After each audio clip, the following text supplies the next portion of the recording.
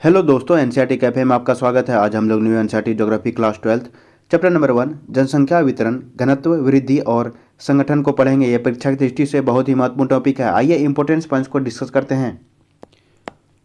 वर्ष 2011 की जनगणना भारत का 15वां एंड आज़ादी का 7वां है। वर्ष 2011 की जनगणना का आयुक्त सी चंद्रमौली है। आर्टिकल 246 के तहत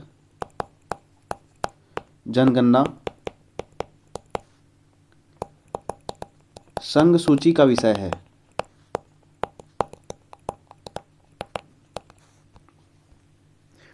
लोग किसी देश के अत्यंत महत्वपूर्ण घटक होते हैं। भारत अपनी 121 करोड़ 2011 जनसंख्या के साथ चीन के बाद विश्व में दूसरा संघनतम बसा हुआ देश है। भारत की जनसंख्या उत्तर अमेरिका, दक्षिण अमेरिका और ऑस्ट्रेलिया की मिलाकर कुल जनसंख्या से भी अधिक है।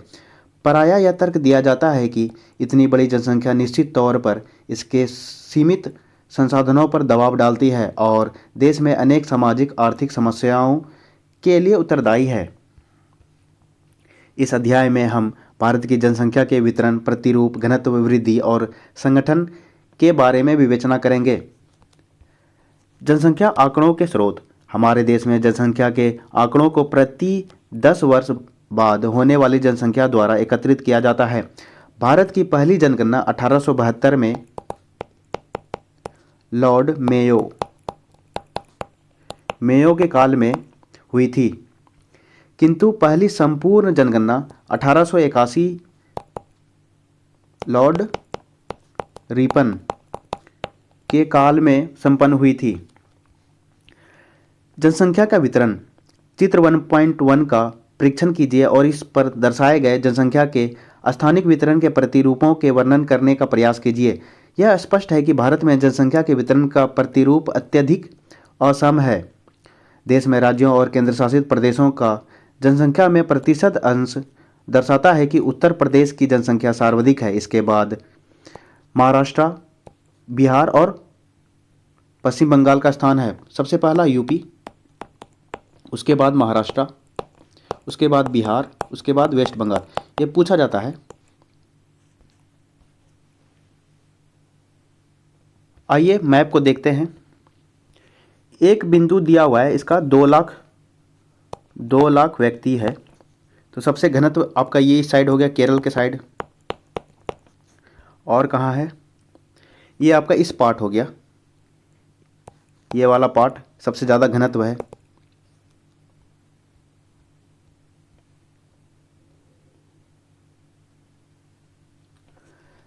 तालिका परिशिष्ट क से जांच कीजिए कि तमिलनाडु, मध्य प्रदेश, राजस्थान, कर्नाटक और गुजरात के साथ उत्तर प्रदेश, महाराष्ट्र, बिहार, पश्चिम बंगाल और आंध्र प्रदेश की जनसंख्या मिलकर देश की कुल जनसंख्या का 76% भाग है। दूसरी ओर जम्मू और कश्मीर 1.04, अरुणाचल प्रदेश 0.84 और उत्तराखंड 0.83% जैसे राज्यों की जनसंख्या का आकार इनके विशाल भौगोलिक क्षेत्र के बावजूद अत्यंत छोटा है। भारत में जनसंख्या का ऐसा असम स्थानिक वितरण देश की जनसंख्या और भौतिक, सामाजिक, आर्थिक तथा ऐतिहासिक कारकों के बीच घनिष्ठ संबंध प्रकट करता है। जहाँ तक भौतिक कारकों का संबंध है, यह स्पष्ट है कि भूविन्यास और जल की उपलब्धता के साथ जलवायु प्रमुख रूप से वितरण के प्रतिरूपों का निर्धारण करती है। परिणाम स्वरूप हम देखते हैं कि उत्तर भारत के मैदानों, डेल्टाओं और तटीय मैदानों में जनसंख्या का अनुपात दक्षिणी और मध्य भारत के राज्यों के आंतरिक जिलों, हिमालय, उत्तर पूर्वी और पश्चिमी कुछ राज्यों की अपेक्षा उच्चतर है। फिर भी सिंचाई के विकास, राजस्थान, खनिज एवं ऊर्जा संसाधनों की उपलब्धता, झारखंड और परिवहन जाल के विकास, प्रायद्वीपीय राज्यों के परिणाम स्वरूप उन क्षेत्रों में जो पहले विरल जनसंख्या क्षेत्र थे, वे अब जनसंख्या के मध्यम से उच्च संकेंद्रण के क्षेत्र हो गए हैं। जनसंख्या वितरण के सामाजिक, आर्थिक और ऐतिहासिक कारकों में से महत्वपूर्ण कारक अस्थायी कृषि का उद्भव और कृषि विकास, मानव बस्ती के प्रतिरूप, परिवहन जाल तंत्र का विकास, औद्योगिकरण और नगरीकरण है। ऐसा देखा गया है कि भारत के नदीय मैदानों और तटीय क्षेत्रों में स्थित प्रदेश सदैव ही विशाल जनसंख्या सांद्रण वाले प्रदेश हैं। यद्यपि इन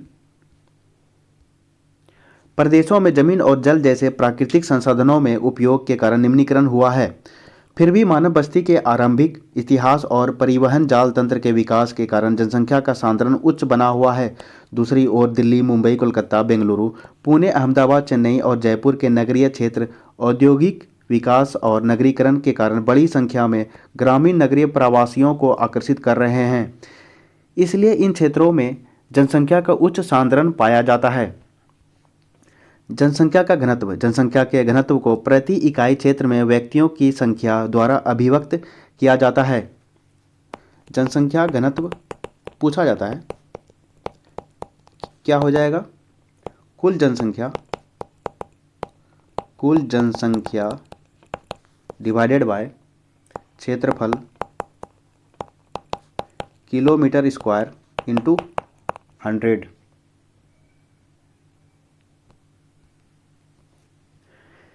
इससे भूमि के संदर्भ में जनसंख्या के स्थानिक वितरण को बेहतर ढंग से समझने में सहायता मिलती है। भारत का जनसंख्या घनत्व 382 व्यक्ति प्रति वर्ग किलोमीटर 2011 है। 1951 में जनसंख्या का घनत्व 117 व्यक्ति वर्ग किलोमीटर से बढ़कर 2011 में 382 व्यक्ति प्रति वर्ग किलोमीटर होने से विगत 50 वर्षों में 200 व्यक्ति प्रति वर्ग किलोमीटर से अधिक की उत्तरोत्तर वृद्धि हुई है। देश में जनसंख्या घनत्वों की स्थानिक भिन्नता का आभास कराते हैं, जो अरुणाचल प्रदेश में सबसे कम से कम 17 व्यक्ति प्रति वर्ग किलोमीटर से लेकर दिल्ली के राष्ट्रीय राजधानी क्षेत्र में 11,297 व्यक्ति प्रति वर्ग किलोमीटर तक है। उत्तर भारत के राज्यों में बिहार 1102 नहीं 1106 है, इसको करेक्शन कर लीजिएगा, 1106। पश्चिम बंगाल में 1029 नहीं 1028 है, 1028 है, तथा उत्तर प्रदेश में 829, ये सही है, में जनसंख्या घनत्व उच्चतर है। जबकि प्रायद्वीपीय भारत के राज्यों में केरल 859 नहीं, केरल है आपका 860 और तमिलनाडु में 555 में उच्चतर घनत्व पाया जाता है। असम, गुजरात, आंध्र प्रदेश, हरियाणा, झारखंड, उड़ीसा में मध्यम घनत्व पाया जाता है। हिमालय प्रदेश के पर्वतीय राज्यों और असम को छोड़कर भारत के उत्तर पूर्वी राज्यों में अपेक्षाकृत निम्न घनत्व है, जबकि अंडमान और निकोबार द्वीपों को छोड़कर केंद्र शासित प्रदेशों में जनसंख्या के उच्च घनत्व पाए जाते हैं। अंडमान में आपका घनत्व नहीं पाया जाएगा। जनसंख्या का घनत्व, जैसे कि पहले के अनुच्छेदों में चर्चा की जा चुकी है, एक अशोधित माप है। कुल कृषित भूमि पर जनसंख्या के दबाव के संदर्भ में मानव भूमि अनुपात के बेहतर परिज्ञान के लिए कायिक और कृषीय घनत्वों को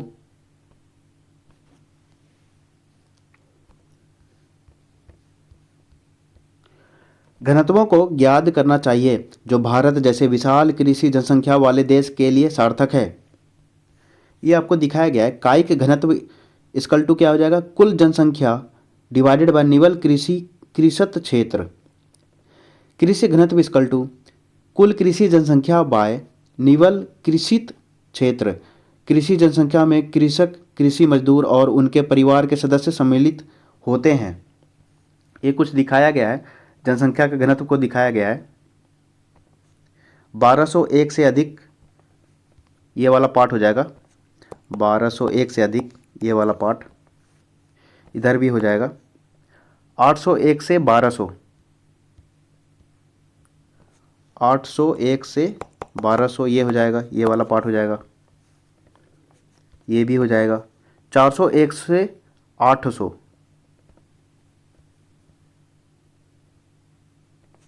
ये वाला पार्ट हो जाएगा।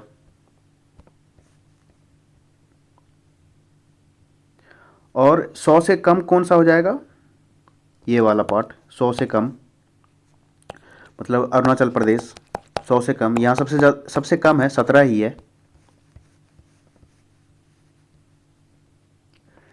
जनसंख्या वृद्धि दो समय बिंदुओं के बीच किसी क्षेत्र विशेष में रहने वाले लोगों की संख्या में परिवर्तन को कहते हैं। इसकी दर को प्रतिशत में अभिव्यक्त किया जाता है। जनसंख्या वृद्धि के दो घटक होते हैं जिनके नाम हैं प्राकृतिक नेचुरल और अभिप्रेरित। जबकि प्राकृतिक वृद्धि का विश्लेषण अशोधित जन्म और मृत्यु दरों से निर्धारित किया जाता है। अभिप्रेरित घटकों को किसी दिए गए क्षेत्र में लोगों के अंतर्वर्ती और बहिर्वर्ती संचलन की प्रबलता द्वारा स्पष्ट किया जाता है। फिर भी इस अध्याय में हम भारत की जनसंख्या की केवल प्राकृतिक वृद्धि की विवेचना करेंगे। भारत की जनसंख्या के दोनों दशकीय और वार्षिक वृद्धि दर बहुत ऊंचे हैं और समय के साथ नित्य बढ़ रहे हैं। भारत की जनसंख्या की वार्षिक वृद्धि दर 1.64% है। 1.64 नहीं, 1.76% है। इसको करेक्शन कर लीजिएगा। जनसंख्या के दोगुना होने का समय वर्तमान वार्षिक वृद्धि दर पर किसी भी जनसंख्या के दोगुना होने में लगने वाला समय है। विगत एक शताब्दी में भारत में जनसंख्या की वृद्धि वार्षिक दर और जन्म दर और मृत्यु दर तथा प्रवास की दर के कारण हुई है और इसलिए यह वृद्धि विभिन्न प्रवृत्तियों द्वारा दर्शाती है। इस अवधि में वृद्धि की 4 सुस्पष्ट प्रावस्थाओं को पहचाना गया है। ये दिखाया गया है भारत में दशकीय वृद्धि दर को दिखाया गया 1901 से 2011। ये इम्पोर्टेंट है। 1901 में कितना था, तो इतना था और ये वृद्धि दर नहीं दिया गया है। और आपका ये पूछा जाता है 1921 वाला पूछा जाता है, 1921 वाला, क्योंकि यहाँ माइनस आ रहा है। और ये आपका 2011 121 करोड़ लगभग, ये आपका 17.64 वृद्धि हो रहा है। दशकीय वृद्धि दर को दिखाया गया है G = P2 - P1 divided by P1 into 100 को दिखाया गया है। P1 = आधार वर्ष की जनसंख्या, P2 वर्तमान वर्ष की जनसंख्या को दिखाया गया है। आप लोग ऐसे समझ सकते हैं 2001 से माइनस 2011 क्या हो जाएगा,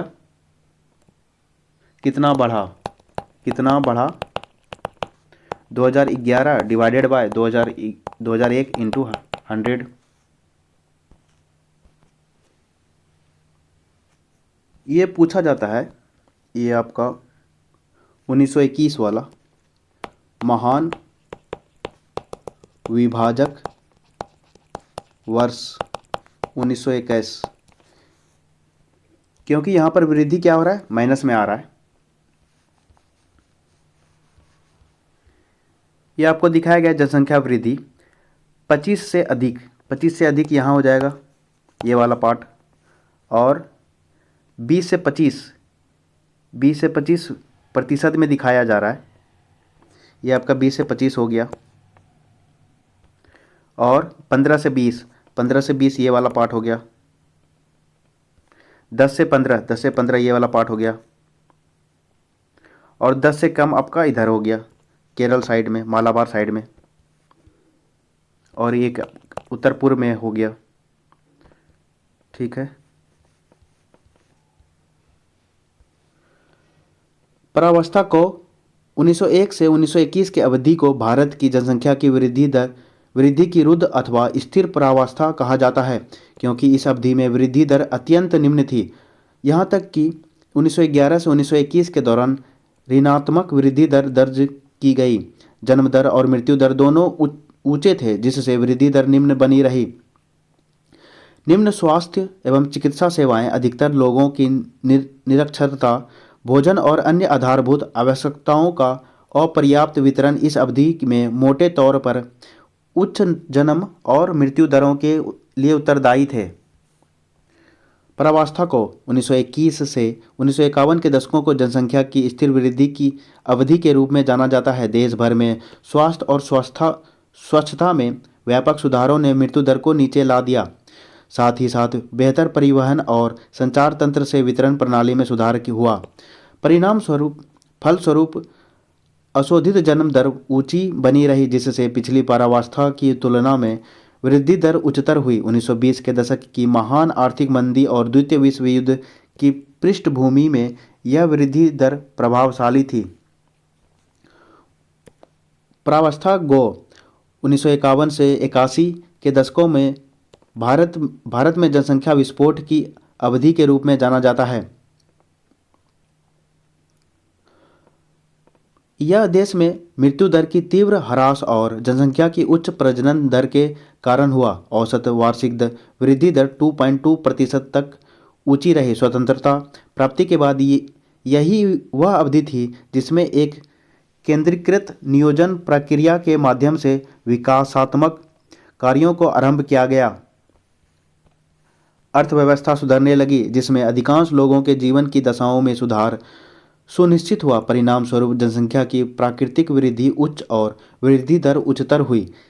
इन सब के अतिरिक्त तिब्बतियों, बांग्लादेशियों, नेपालियों को देश में लाने वाले बढ़ते अंतर्राष्ट्रीय प्रवास और यहाँ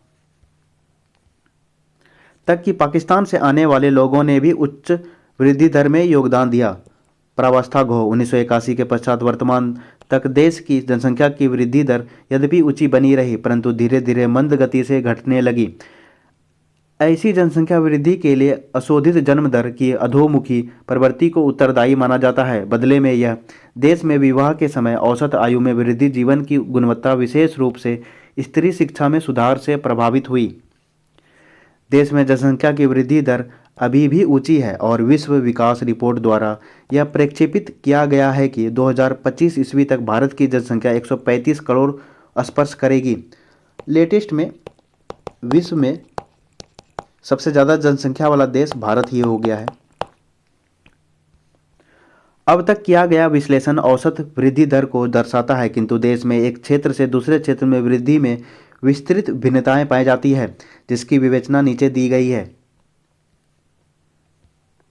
ये वाला हो गया 1901 से लेकर के 1921 तक क्या हो जाएगा, वृद्धि हो रहा है यहाँ पर। और 1921 से 1951 क्या हो रहा है, स्थिर है यहाँ पर, जनसंख्या स्थिर है। और 1951 से 1981 तक क्या हो रहा है, विस्फोट है, जनसंख्या विस्फोट हो रहा है यहाँ पर।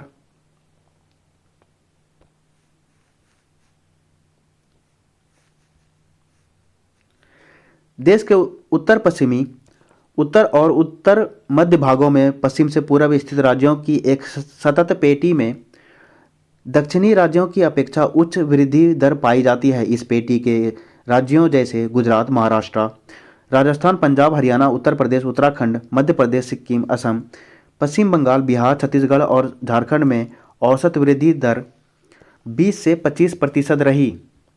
वर्ष 2001 से लेकर 2011 के दौरान सभी राज्यों और केंद्र शासित प्रदेशों में पिछले दशक 1991 से 2001 की तुलना में जनसंख्या वृद्धि दर धीमी रही। 6 सर्वाधिक जनसंख्या वाले राज्यों उत्तर प्रदेश, महाराष्ट्र, बिहार, पश्चिम बंगाल, आंध्र प्रदेश और मध्य प्रदेश में भी 1991 से लेकर 2001 की तुलना में 2001-2011 में दशकीय वृद्धि दर कितना परसेंट रही।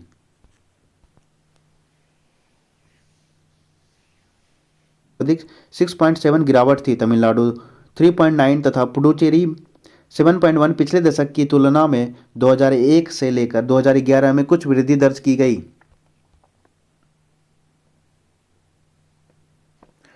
भारत में जनसंख्या वृद्धि का एक महत्वपूर्ण पक्ष किशोरों की वृद्धि है। वर्तमान में किशोरों अर्थात 10 से 19 वर्ष का आयु वर्ग का अंश 20.9% है। 2011 जिसमें 52.7% किशोर और 47.3% किशोरियाँ सम्मिलित है। किशोर जनसंख्या यद्यपि उच्च संभावनाओं से युक्त युवा जनसंख्या समझी जाती है, यदि उन्हें समुचित ढंग से मार्गदर्शित और दिशा निर्देशक न किया जाए तो वे काफ़ी सुभेद्य भी होते हैं। मतलब नुकसान। जहाँ तक इन किशोरों का संबंध है, समाज के समक्ष अनेक चुनौतियाँ हैं, जिनमें से कुछ विवाह की निम्न आयु, निरक्षरता, विशेषतः स्त्री निरक्षरता, विद्यालय विरत छात्र, पोषकों की निम्न ग्राह्यता, किशोरी माताओं में उच्च मातृ मृत्यु दर, HIV एड्स के संक्रमण की उच्च दरें, शारीरिक और मानसिक अपंगता अथवा मंदता, औषध दुरुपयोग और मदिरा सेवन, किशोर उपचार और अपराध करना इत्यादि है। हर तथ्यों को दृष्टिगत रखते हुए भारत सरकार ने किशोर वर्गों को उपयुक्त शिक्षा प्रदान करने के लिए कुछ निश्चित नीतियां बनाई है ताकि उनके गुणों को बेहतर मार्गदर्शन और उपयुक्त उपयोग किया जा सके।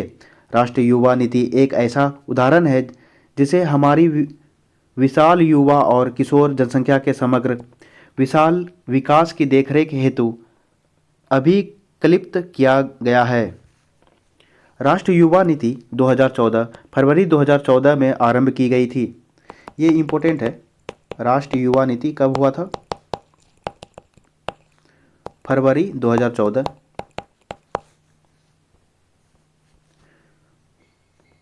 जो भारत के युवाओं के लिए एक समग्र दूरदर्शी प्रस्ताव रखती है, देश के युवाओं को अपनी पूरी क्षमता का उपयोग करने के लिए सक्षम बनाना और उनके द्वारा भारत को राष्ट्रों के समूह में अपना उचित स्थान प्राप्त करने में सक्षम बनाना है। राष्ट्रीय युवा नीति 2014 15 से 29 वर्ष के आयु समूह के व्यक्ति को युवा के रूप में परिभाषित करती है। भारत सरकार ने 2015 में कौशल विकास तथा उद्यमिता के लिए नीति बनाई। कौशल विकास तथा उद्यमिता के लिए 2015, जिसका उद्देश्य देश भर में हो रही कौशल से संबंधित गतिविधियों के लिए एक रूपरेखा प्रदान करना है। साथ ही साथ इन सभी गतिविधियों को एक मानक के साथ बांधना तथा विभिन्न कौशलों को इनके भाग केंद्रों के साथ जोड़ना है। ऊपर की गई विवेचना से ऐसा प्रतीत होता है कि देश में दिक् और काल के संदर्भ में जनसंख्या की वृद्धि दर में व्यापक भिन्नता पाई जाती है, जो जनसंख्या की वृद्धि से संबंधित अनेक सामाजिक समस्याओं को उजागर करती है। फिर भी जनसंख्या के वृद्धि प्रतिरूपों की बेहतर अंतर्दृष्टि प्राप्त करने के लिए यह आवश्यक है कि जनसंख्या के सामाजिक संगठन की पड़ताल की जाए। जनसंख्या संगठन जनसंख्या भूगोल के अंतर्गत अध्ययन का एक सुस्पष्ट क्षेत्र है जिसमें आयु व लिंग का विश्लेषण, निवास का स्थान, मानव जातीय लक्षण, जनजातियां, भाषा, धर्म, वैवाहिक स्थिति, साक्षरता और शिक्षा, व्यावसायिक विशेषताएं आदि का अध्ययन किया जाता है। इस खंड में ग्रामीण नगरीय विशेषताओं, भाषा, धर्म और व्यवसाय के प्रतिरूपों के संदर्भ में भारत की जनसंख्या के संगठन की विवेचना की जाएगी। ग्रामीण नगरीय संगठन अपने अपने निवास के स्थानों के अनुसार जनसंख्या का संगठन सामाजिक और आर्थिक विशेषताओं का एक महत्वपूर्ण सूचक है। जब देश की कुल जनसंख्या का 68.8% गाँवों में रहता है तब यह और भी सार्थक हो जाता है।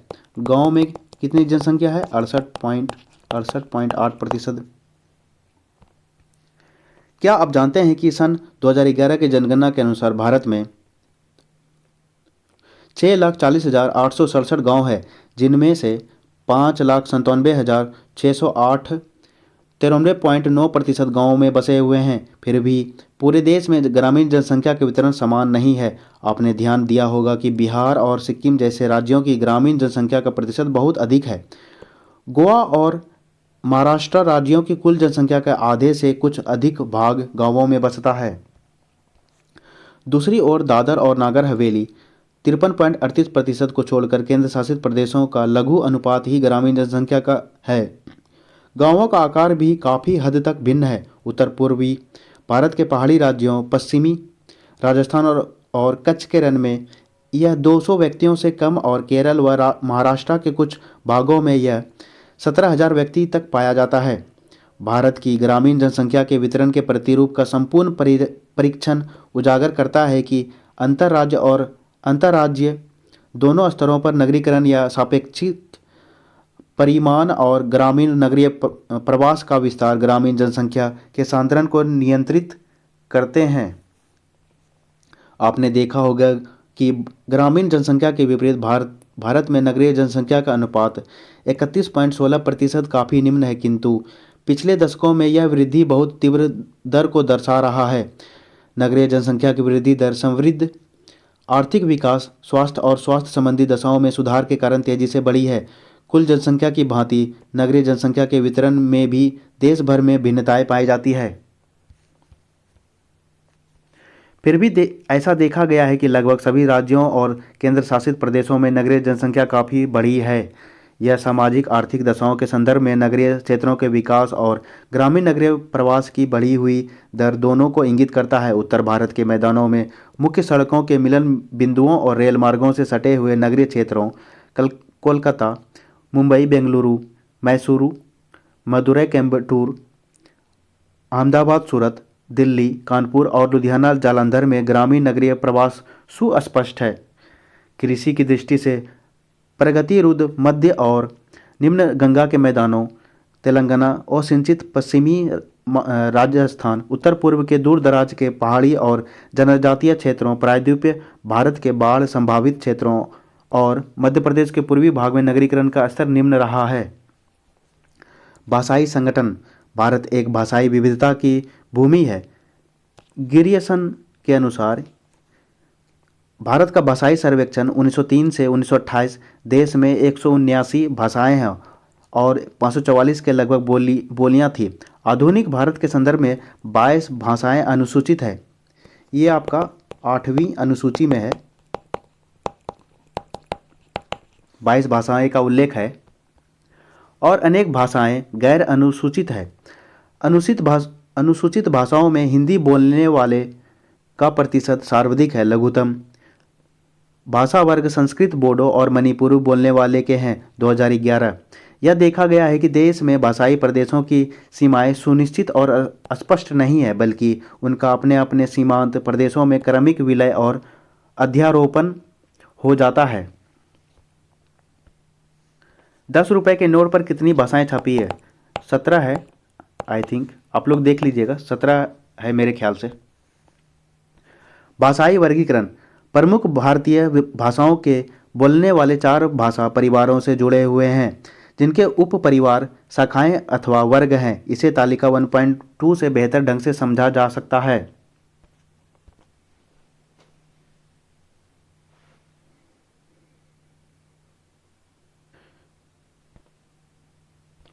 आधुनिक भारतीय भाषाओं का वर्गीकरण को देखते हैं। परिवार, उप परिवार, शाखा वर्ग, वाक क्षेत्र।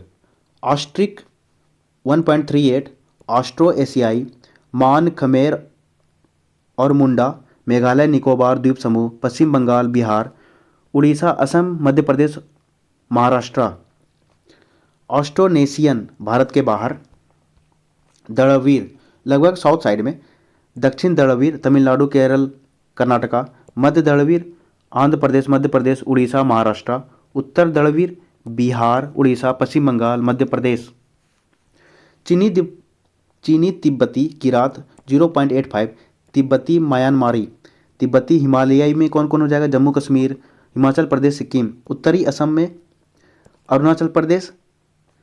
सियामी चीनी, असम म्यांमारी, असम, नागालैंड, मणिपुर, मिजोरम, त्रिपुरा, मेघालय। भारतीय यूरोपीय आर्य ये सबसे ज़्यादा है। इंडो आर्य ईरानी फारसी भारत से बाहर। दर्दी जम्मू कश्मीर। भारतीय आर्य जम्मू कश्मीर, पंजाब, हिमाचल प्रदेश, उत्तर प्रदेश, राजस्थान, हरियाणा, मध्य प्रदेश, बिहार, उड़ीसा, पश्चिम बंगाल, असम, गुजरात, महाराष्ट्र और गोवा।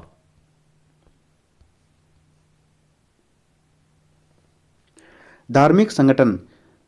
धर्म सर्वाधिक भारतीयों के सांस्कृतिक और राजनीतिक जीवन को प्रभावित करने वाले प्रमुख बलों में से एक है, क्योंकि धर्म लोगों के परिवार और सामुदायिक जीवन के लगभग सभी पक्षों में आभासी रूप से व्याप्त होता है। यह महत्वपूर्ण है कि धार्मिक संगठन का विस्तार पूर्वक अध्ययन किया जाए। देश में धार्मिक समुदायों का स्थानिक वितरण दर्शाता है कि कुछ निश्चित राज्यों और जिलों में एक धर्म की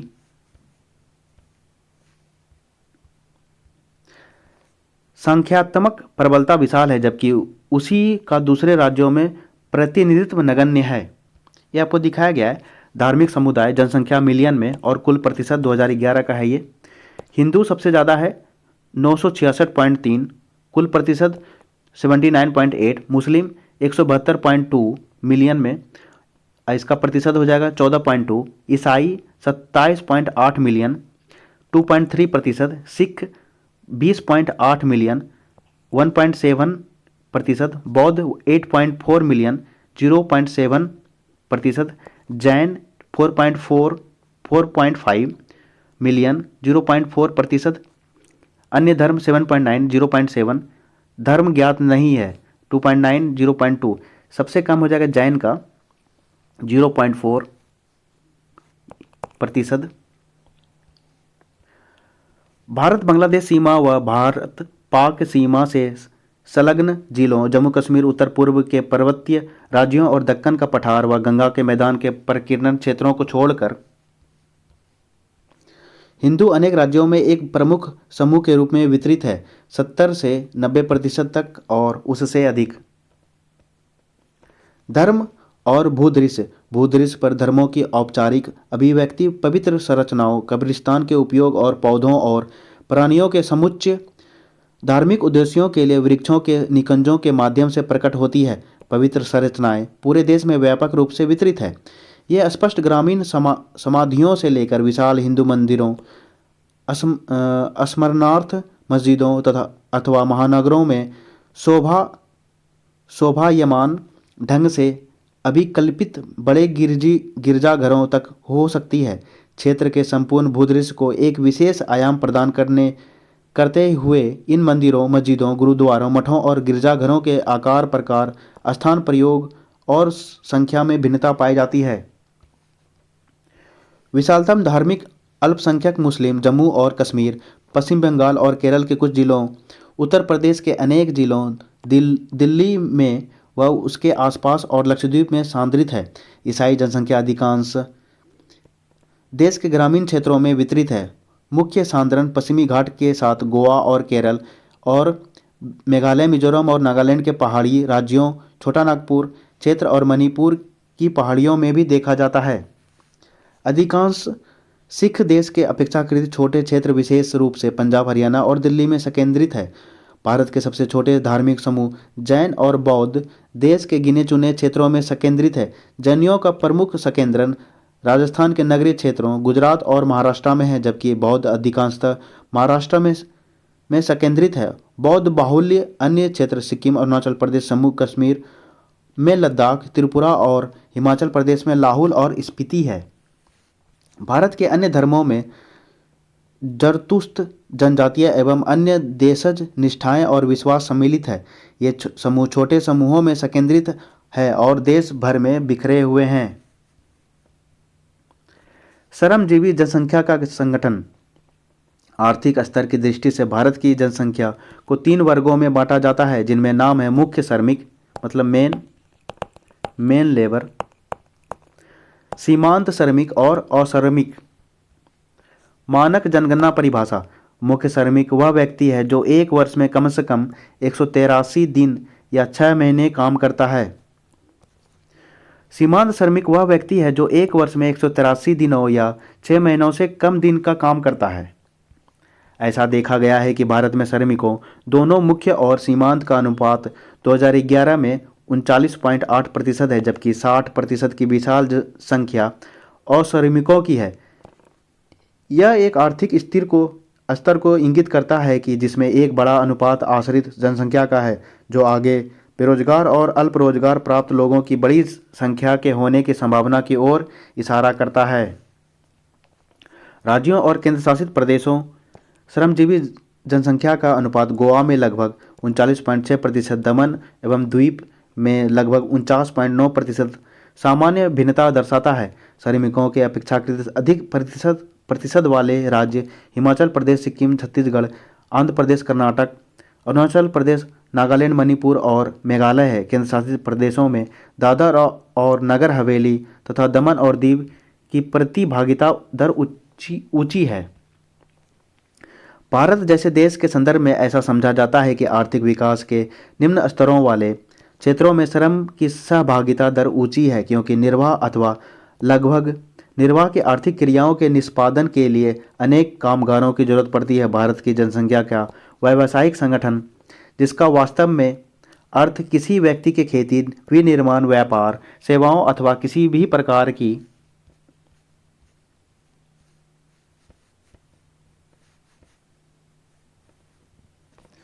समाज का विभाजन पुरुष, महिला और ट्रांसजेंडर में प्राकृतिक और जैविक रूप से माना जाता है, लेकिन वास्तव में समाज सबके लिए अलग अलग भूमिका निर्धारित करता है और ये भूमिकाएं फिर से सामाजिक संस्थाओं द्वारा सुदृढ़ सुदृढ़ कर दी जाती है, जिसके फलस्वरूप ये जैविक विभिन्नताएं सामाजिक भेदभाव, अलगाव तथा बहिष्कार का आधार बन जाती है। आधी से ज़्यादा जनसंख्या का बहिष्करण किसी भी विकासशील और सभ्य समाज के लिए एक गंभीर समस्या है। यह एक वैश्विक चुनौती है जिसको संयुक्त राष्ट्र विकास कार्यक्रम यूएनडीपी ने संज्ञान में लिया है। यूएनडीपी के अनुसार यदि विकास में सभी जेंडर सम्मिलित नहीं है तो ऐसा विकास लुप्तप्राय है। एचडीआर यूएनडीपी 1995 में सामान्य जन में किसी भी प्रकार का भेदभाव और विशेष रूप से जेंडर के आधार पर भेदभाव मानवता के प्रति एक अपराध है। इसलिए सभी के लिए शिक्षा, रोजगार, राजनीतिक प्रतिनिधित्व में समान अवसर, समान कार्य के लिए एक वेतन, स्वाभिमान के साथ जीवन जीने का अवसर सभी को मिले। इसके लिए विशेष प्रयास किए जाने की आवश्यकता है। जो समाज इन सभी भेदभाव तथा बुराइयों को दूर करने के लिए प्रभावी कदम नहीं उठाता है, वह एक सभ्य समाज नहीं कहा जा सकता। भारत ने इन सभी को संज्ञान में लेते हुए तथा भेदभाव से होने वाले दुष्प्रभावों को ध्यान में रखते हुए राष्ट्र स्तर पर बेटी बचाओ बेटी पढ़ाओ सामाजिक अभियान चलाया। ये इम्पोर्टेंट है। बेटी बचाओ बेटी पढ़ाओ कब स्टार्ट हुआ था? पीएम मोदी के द्वारा कहाँ पर? हरियाणा, पानीपत। कब हुआ था स्टार्ट? 22 जनवरी 2015। ये इम्पोर्टेंट है, पूछा जाता है। और एक है ये आपका यूएनडीपी। यूएनडीपी क्या हो जाएगा? यूनाइटेड नेशन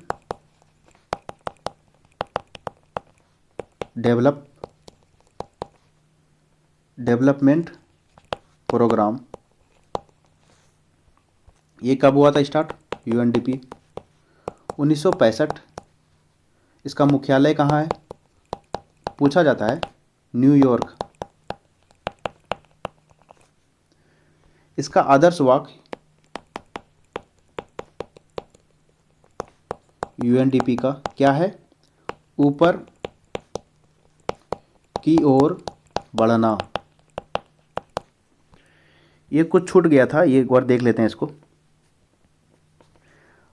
भारत व्यावसायिक संरचना 2011। कृषक को दिखाया गया है, घरेलू औद्योगिक श्रमिक, कृषि मजदूर और अन्य श्रमिक को दिखाया गया है। कृषक आपका ये वाला हो गया, ब्लैक वाला, और घरेलू औद्योगिक श्रमिक हो गया आपका ये वाला पार्ट, और कृषि मजदूर ये ऊपर वाला, अन्य श्रमिक ये वाला अन्य श्रमिक। तो सबसे ज़्यादा कृषक कहाँ पाया जाएगा? हिमाचल प्रदेश में आपका सबसे ज़्यादा कृषक है। और घरेलू औद्योगिक श्रमिक लगभग बिहार में सबसे ज़्यादा है। ये आपका बिहार ना, बिहार का ही है।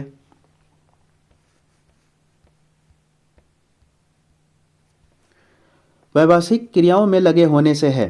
द्वितीयक और तृतीयक सेक्टरों की तुलना में प्राथमिक सेक्टर के श्रमिकों के एक बड़े अनुपात को दर्शाता है। कुल श्रमजीवी जनसंख्या का लगभग 54.6% कृषक और कृषि मजदूर है, जबकि केवल 3.8% श्रमिक घरेलू उद्योगों में लगे हैं और 41.6% अन्य श्रमिक है जो गैर घरेलू उद्योगों, व्यापार, वाणिज्य, विनिर्माण और मरम्मत तथा अन्य सेवाओं में कार्यरत है। जहाँ तक देश की पुरुष और स्त्री जनसंख्या के व्यवसाय का प्रश्न है, पुरुष श्रमिकों की संख्या स्त्री श्रमिकों की संख्या से तीनों सेक्टरों में अधिक है। व्यावसायिक संवर्ग 2011 की जनगणना ने भारत की श्रमजीवी जनसंख्या को 4 प्रमुख वर्गों में बांटा है: कृषक, कृषि मजदूर, घरेलू औद्योगिक श्रमिक, अन्य श्रमिक। महिला श्रमिकों की संख्या प्राथमिक सेक्टर में अपेक्षाकृत अधिक है। यद्यपि विगत कुछ वर्षों में महिलाओं की द्वितीयक और तृतीयक सेक्टरों की सहभागिता में सुधार हुआ है। भारत में श्रम शक्ति का सेक्टर को दिखाया गया 2011। प्राथमिक में इतना है और कुल श्रमिकों का 54.6 है। पुरुष का इतना दिखाया गया, स्त्री का इतना है। द्वितीयक में 3.8% कुल श्रमिकों का है। तृतीयक का 41.6 है। यह जानना आवश्यक है कि पिछले कुछ दशकों में भारत में कृषि सेक्टर के श्रमिकों के अनुपात में उतार दिखाई दिया है। 2001 में 58.2% से 2001 में 54.6%। परिणाम स्वरूप द्वितीयक और तृतीयक सेक्टरों में सहभागिता दर बढ़ी है। यह श्रमिकों की खेत आधारित रोजगारों पर निर्भरता से गैर खेत आधारित रोजगारों पर निर्भरता को इंगित करता है। यह देश की अर्थव्यवस्था में सेक्टरीय स्थानांतरण है। देश के विभिन्न सेक्टरों में श्रम सहभागिता दर की स्थानिक भिन्नता है। उदाहरण के तौर पर हिमाचल प्रदेश और नागालैंड जैसे राज्यों में कृषकों की संख्या बहुत अधिक है। दूसरी ओर बिहार, आंध्र प्रदेश, छत्तीसगढ़, उड़ीसा, झारखंड, पश्चिम बंगाल और मध्य प्रदेश जैसे राज्यों में कृषि मजदूरों की संख्या अधिक है।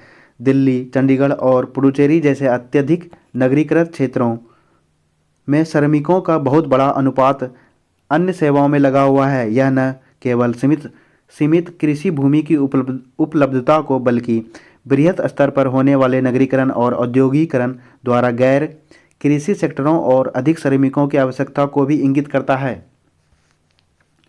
आइए कुछ अभ्यास प्रश्न को देखते हैं। सन 2011 की जनगणना के अनुसार भारत की जनसंख्या निम्नलिखित में से कौन सी है? 121 करोड़।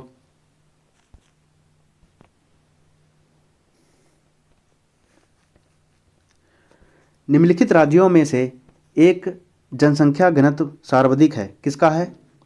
पश्चिम बंगाल का है। ये पुराना क्वेश्चन है, ओल्ड क्वेश्चन है।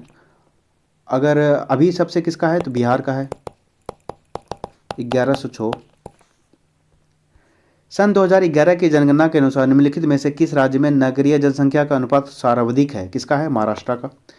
निम्नलिखित में से कौन सा एक समूह भारत में विशालतम भाषाई समूह है? किसका है? भारतीय आर्य का है। तो दोस्तों ये चैप्टर कैसा लगा? कुछ सजेशन देना हो तो मेरे कमेंट बॉक्स में दे सकते हैं। मेरा चैनल थोड़ा न्यू है तो कृपया करके थोड़ा शेयर कीजिए, लाइक भी कर दिया कीजिए, अपने दोस्तों में शेयर कीजिए जिनसे वो भी एनसीईआरटी फैक्ट्स को जान सके। धन्यवाद मित्रों, आपका दिन शुभ हो। जय श्री राम, हर हर महादेव।